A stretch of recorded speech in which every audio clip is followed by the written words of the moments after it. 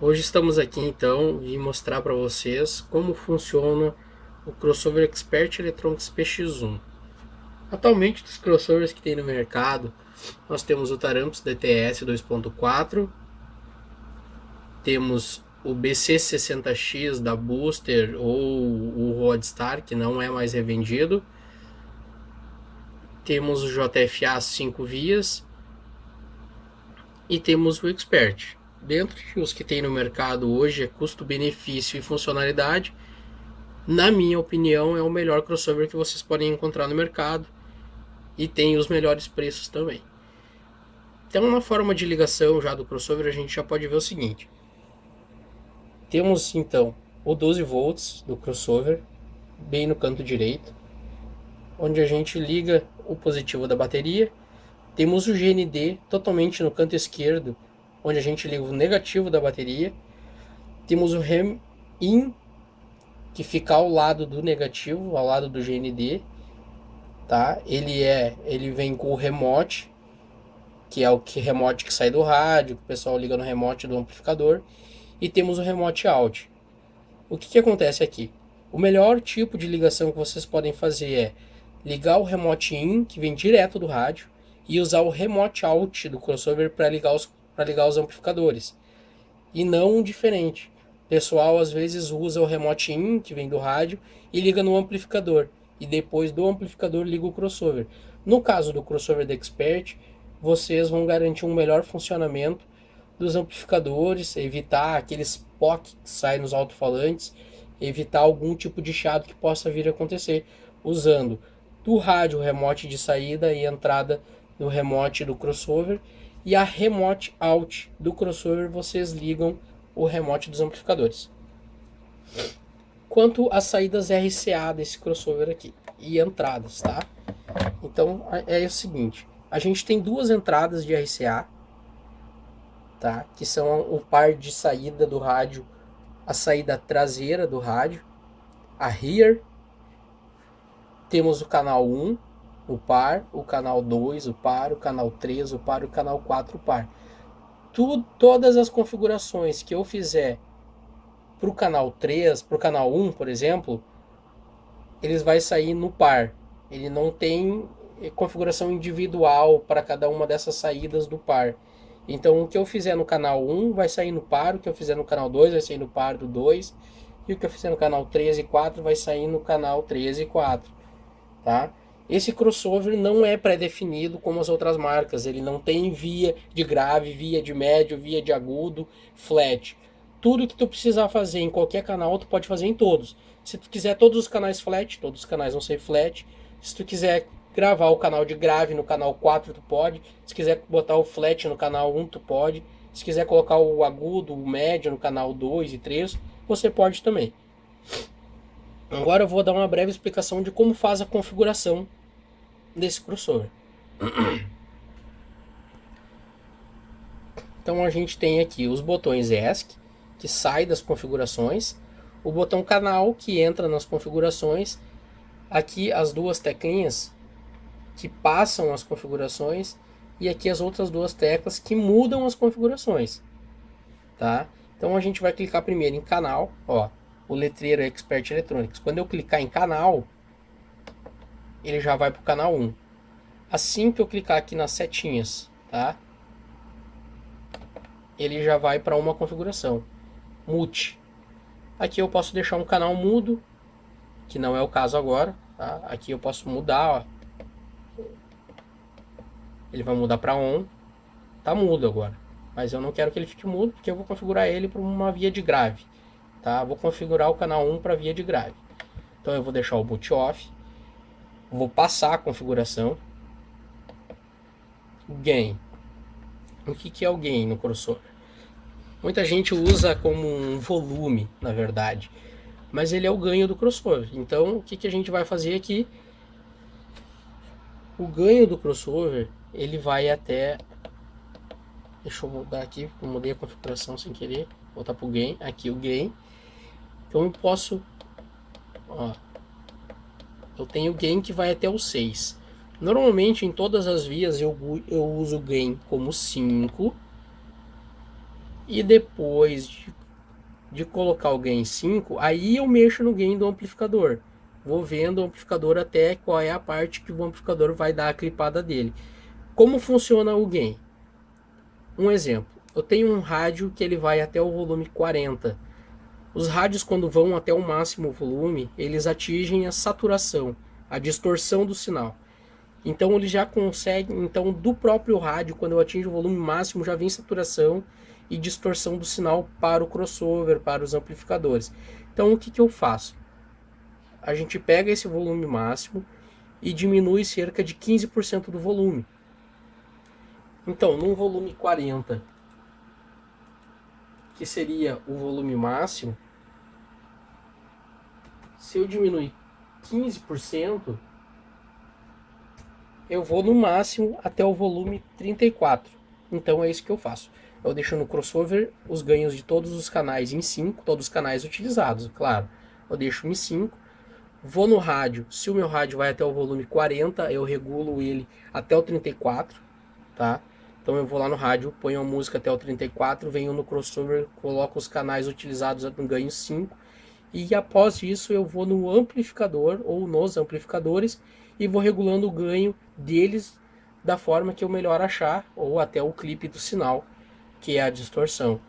O sinal quadrado, que quanto mais sinal quadrado, mais distorção, a queima dos alto-falantes vem mais rapidamente. Então, prosseguindo, configurei o ganho do crossover em mais 5 dB, vou passar a configuração dele. Agora temos a configuração de fase.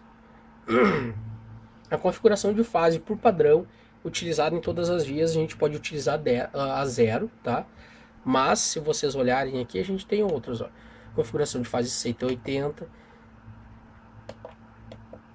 que é a inversão da fase. O que é a inversão da fase? Quando eu tenho outros sistemas, como microfones e softwares de computador, que identificam a fase do alto-falante, eu posso identificar a diferença de fase de uma via para outra, tá? Então, se uma via está diferente da fase da outra, vai causar cancelamento, o som vai render metade, muitas vezes menos da metade do que ele deveria de render. Então eu utilizo, nesses casos, a inversão de fase de alguma via. Vamos dizer, por exemplo, que eu tenho dois amplificadores de grave e estou configurando no canal 1 e 2. Vamos dizer que a hora que eu configuro todo o som, o grave não está rendendo nada, simplesmente nada.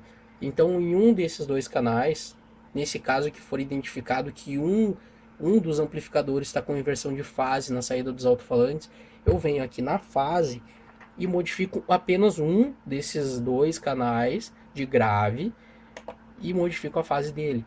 Então ele vai começar a tocar em fase.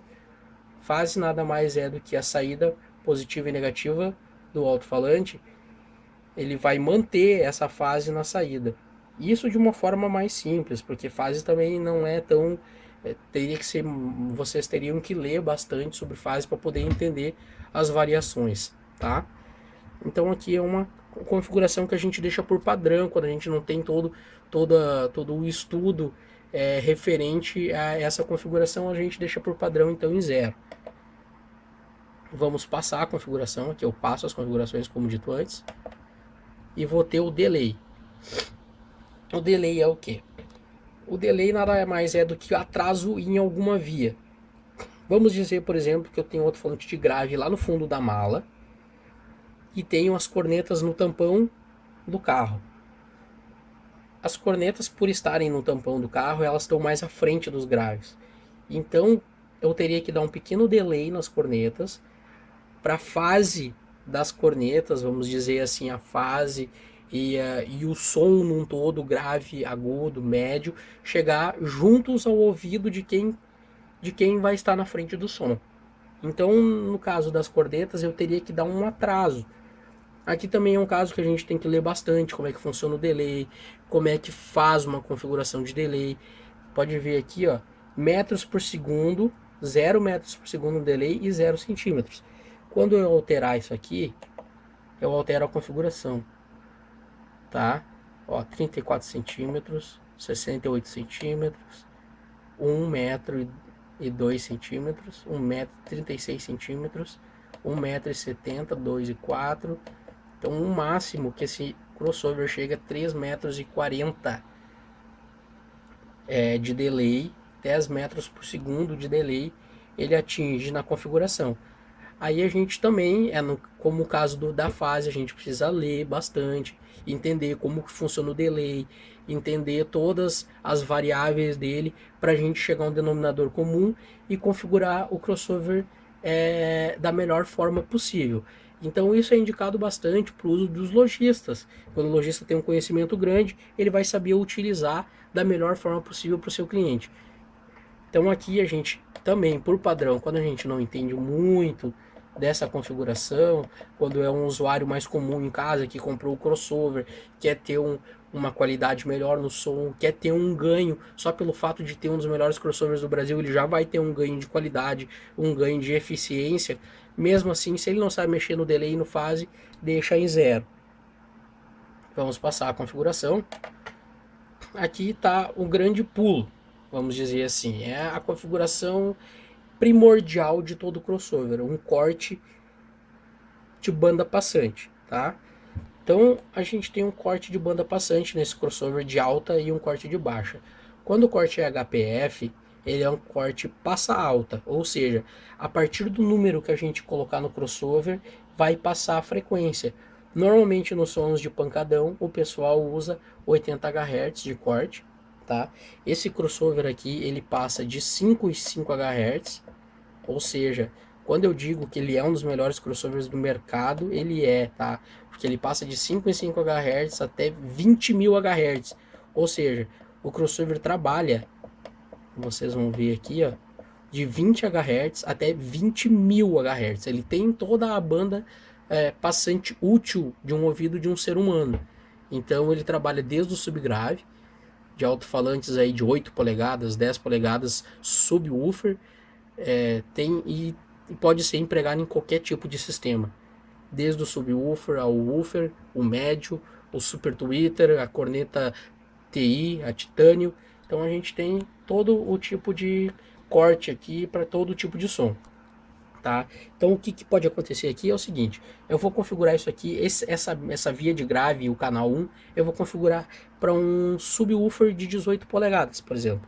Então eu vou colocar o corte dele, para não exigir tanto também no subwoofer, eu vou colocar aqui para vocês verem em 45 Hz, tá? Dependendo da velocidade que a gente clica, da intensidade, ou se fica aqui, ele passa às vezes 10 em 10 Hz, 15 em 15, mas se for com calma, ó, é 5 em 5 Hz, ó. Entendeu? Aí se eu clicar muito rápido, de repente, às vezes ele passa de 10 em 10 Hz.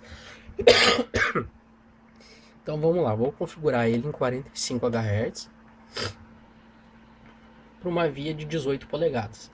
No caso de 15 polegadas, tem alto-falantes como Tornado, alguns alto-falantes como o SDS, alto-falantes como o 18 polegadas da SW, 1750 RMS, 1500 RMS, 1000 RMS, que trabalham de 45 Hz. Os alto-falantes de 15 polegadas, como o Sub-800 profissional da Oversound de 15 polegadas, você pode estar trabalhando com ele em 40 Hz. O Tornado de 15, o SDS 2.7 e 800 da Eros, o SW 15 polegadas de 1750 RMS, o 15 polegadas de 600 RMS também da SW. Então vários alto-falantes a gente precisa descobrir também o que cada alto-falante toca. Não é simplesmente pegar um alto-falante, por exemplo, um 15 polegadas hard power 1850 RMS e tacar 40 Hz nele. Ele vai tocar, ele vai, mas não é a excelência dele. Então não adianta a gente forçar um alto-falante. Se eu pegar um alto-falante de 15 polegadas um pouco mais misto, um Insano, ele vai tocar, Insano da Oversound, ele vai tocar 40 Hz, mas também não é a excelência dele. Se eu pegar um SW1000, RMS de 15 polegadas MB, ele vai tocar os 40 Hz, vai, também não é a excelência dele. Então a gente precisa entender o que cada alto-falante toca de forma excelente, graves, subgraves, qual tipo de corte. Sempre tem que ver a assistência da empresa, assistência técnica das empresas que vocês vão comprar.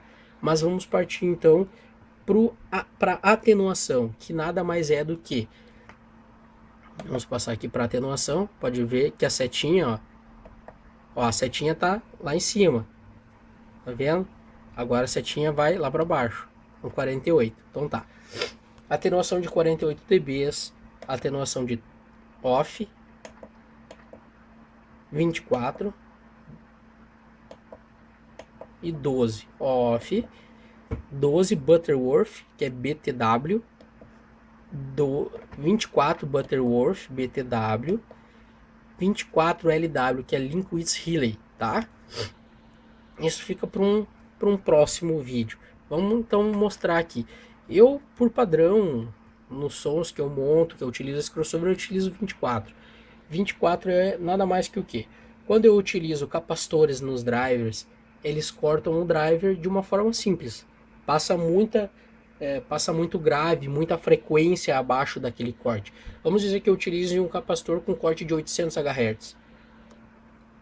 Em 6 dB, que é um capacitor. Ele vai passar ainda muito grave, ele vai passar ainda tranquilamente ali 400 Hz, 300 Hz e, consequentemente, dependendo da potência, vocês vão queimar rapidinho os drivers. É por isso que eu não aconselho ninguém a usar driver de titânio com capacitor. Tem que usar com um crossover desses aqui, por exemplo. Ou um crossover BC60X da Booster, ou um DTS 2.4 da Taramps. Então, aqui, quando a gente coloca em 12 dB, normalmente é o que o pessoal tem no mercado, com os crossovers mais simples da Stetson, da JFA, os Taramps RX4, por exemplo. Então são os crossovers mais simples que trabalham em 12 dB. Também é um corte eficiente, muito utilizado, mas ainda assim, dependendo da potência e do alto-falante que você vai usar, do tipo de caixa, ele ainda assim vai passar bastante frequência abaixo do corte. Por exemplo, eu vou cortar aqui em 40 Hz um alto-falante de 18 polegadas, vai passar ainda nesses 12 dB, vai passar ainda bastante 30 Hz, que pode acabar,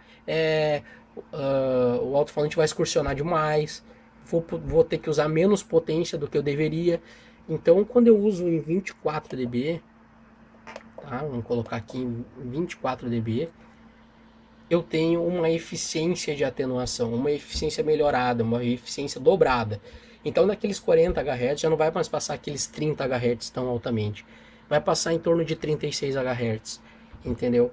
Vai diminuir muito a questão de queima e excursionamento do alto-falante. Então você não vai, vamos dizer assim, judiar do alto-falante. Você não vai exigir demais dele, porque você vai ter um crossover com excelência, com qualidade e com eficiência. Quando a gente usa 48 dBs, então a gente ainda vai estar dobrando também essa eficiência de atenuação. Só que aí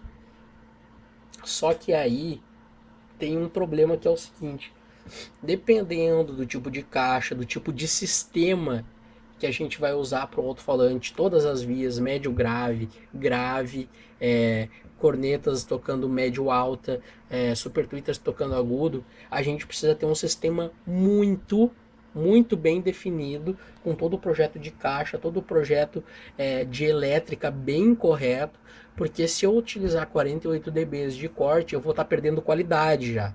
Não é perdendo eficiência nem ganhando eficiência, é perdendo qualidade. Porque daí aqueles graves estendidos, por exemplo, para dar um exemplo para vocês, o grave estendido que eu teria, aquele boom, ele vai ficar muito seco, muito curto.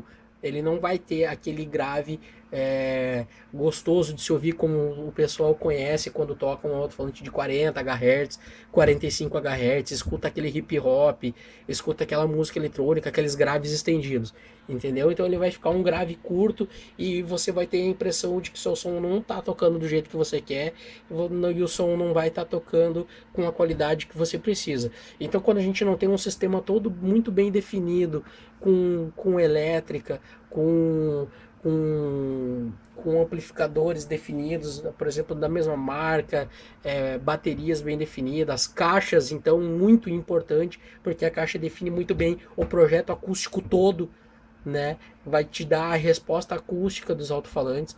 Então a gente não utiliza muito 48 dB, a gente precisa de um investimento um pouco forte em cima do som para poder utilizar esse corte aqui. Então eu vou voltar ele para os 24 que eu tinha colocado antes. Corte de 40 Hz, eu tinha falado que eu ia usar um corte de 45, né? Vamos voltar aqui e vamos aumentar. Ó, aqui eu aumento, volto para a configuração, vou lá, atenuação, já está definido 24 dB. LPF é até aonde vai tocar. Antes era a partir de, e agora é até aonde, né? Até onde ele vai tocar. Então aqui é o seguinte, LPF num alto-falante de 18 polegadas, o pessoal normalmente costuma colocar aí até 500 Hz, 800 Hz, 300, 400. O alto-falante toca, até toca, mas você vai começar a exigir muito de um alto-falante uma frequência muito alta. Isso aqui é frequência para alto-falante de 12 polegadas, de 10 polegadas, 8 polegadas, entendeu? Então não é bom você utilizar esse corte muito alto. Eu indico sempre para alto-falante 18, no máximo 200 Hz, no máximo 200 Hz de corte LPF, entendeu? Você vai utilizar toda a excelência do alto-falante de 18, claro que isso é corroborado com a caixa acústica que vai ser construída para o seu alto-falante. Não adianta ter uma caixa que vai tocar com eficiência até 120, 140 Hz como as Manifolds, que toca com excelência até 140, 150 Hz, quando bem construída e bem projetada. Não adianta eu cortar até 200. Então, se eu construir uma caixa que tem uma resposta acústica com eficiência de 140 Hz, e a resposta acústica dela menos 3 dB é em torno de 160, 180, eu vou cortar até onde ela vai responder bem. Não adianta eu forçar o alto-falante querer responder acima disso, porque eu só vou forçar o alto-falante e vou acabar causando a queima dele. Então, vamos definir aqui que o alto-falante 18 vai estar tocando numa caixa dotada, simples, normal, como todo mundo conhece. Então, 18 polegadas, como eu disse, eu aconselho 200 Hz. Se fosse um alto-falante de 15 polegadas, de repente uma caixa dotadinha simples, normal também, de repente até 300 Hz, vocês vão conseguir tirar um som bom. Mas eu aconselho 250. Para alto-falante de 15, eu aconselho 250 e 18, 200 Hz. Claro que assim, a gente sempre tem que cuidar, como eu já falei, o projeto da caixa, entender o projeto da caixa, como ele está, pedir a especificação para quem está criando a caixa, para saber qual é o melhor corte possível a utilizar nela. Também sobre a atenuação, antes como eu já falei, eu indico então 24 dB de corte. Em todas as vias, na verdade, eu indico os 24 dB LWR. Uma hora eu faço um outro vídeo explicando porque eu, na minha opinião, eu acho melhor esse Linked Relay do que o Butterworth. Então vamos passar a configuração. Já definimos o LPF em 200 Hz para o alto-falante de 18. Tá? Vou voltar a configuração aqui então para mostrar, ó, 45 Hz 24 dB, 200 Hz 24 dB no LPF para o alto-falante de 18 via de grave. Então a próxima configuração que a gente tem não tem mais, tá? É isso aí, corte LPF, corte HPF, atenuação do HPF e do LPF, o delay, como eu já expliquei, o fase e o ganho. É isso aí, a gente tem todas essas configurações em todos os canais, é a mesma. Eu posso usar qualquer tipo de configuração em qualquer canal. Se eu quiser usar essa configuração de grave para o canal 4, eu uso. Se eu quiser usar essa configuração de grave para o canal 2, 3 ou 1, eu uso. Eu não tenho pré-definição como outros crossovers.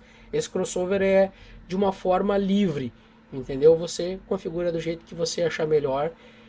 A gente utiliza sempre dicas de quem está aí há mais tempo no som automotivo, no som profissional, trabalha com pessoas com uma certa experiência em projetos de caixa, software, que entendem bem do alto-falante que estão vendendo para você. Então é isso aí que eu indico para vocês, tá? Esse trabalho. E a gente tem também uma outra teclinha aqui que é o equalizador. Então, como eu já falei, o ESC sai das configurações, está na configuração do canal 1, vou sair das configurações. O equalizador, ele tem um Custom 2, Custom 3, e a gente pode configurar, tá? Então aqui, ó, eu clico aqui e seleciono o ganho da via que eu quero.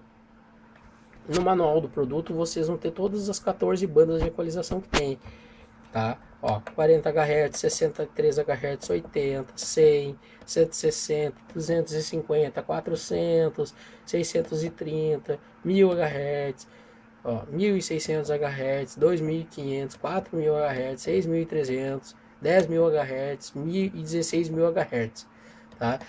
Para vocês mexer com equalização, de um modo aparentemente parece simples, só que a gente precisa entender todo o sistema que está sendo tocado, as vias de corneta, as vias de grave, precisamos entender como ela está chegando nos nossos ouvidos. Você está chegando muito mais grave do que corneta, você está chegando aquele berreiro de corneta e não está chegando tanto grave. Então a gente tem que saber mais ou menos como funciona também o ouvido humano. A gente tem que entender que a gente, no ouvido humano, em termos ali de 30 Hz para os 1000 Hz das cornetas, a gente tem um decaimento de 10 dB de audição. Então, a frequência de 30 Hz, a gente escuta ela com 10 dB de diferença do 1000 Hz, por exemplo. Então, a gente vai ter aí que utilizar, por exemplo, para uma corneta, duas cornetas, a gente teria que utilizar um sistema de graves muito bem dimensionados, né? Então não é tão simples quanto parece mexer num equalizador. Eu aconselho vocês a deixar o equalizador como ele vem de fábrica, ele vem por padrão, tá? Mexer mais nas configurações de gain dos amplificadores para poder definir o quanto vai tocar o sistema de vocês. Mas é claro que para quem quer dar uma experimentada, quem quer ver como funciona, porque a gente também estuda e aprende futricando, entende? Então a gente tem que mexer, tem que testar a configuração, pegar a dica e fazer o inverso da dica das pessoas para a gente ver como é que funciona e entender todo o sistema.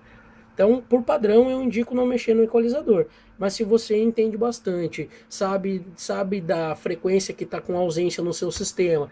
Por exemplo, nossa, o meu médio está tocando muito fraco, mas ele tem uma caixa muito boa, o pessoal que fez ela para mim, eu estou achando o meu médio muito fraco.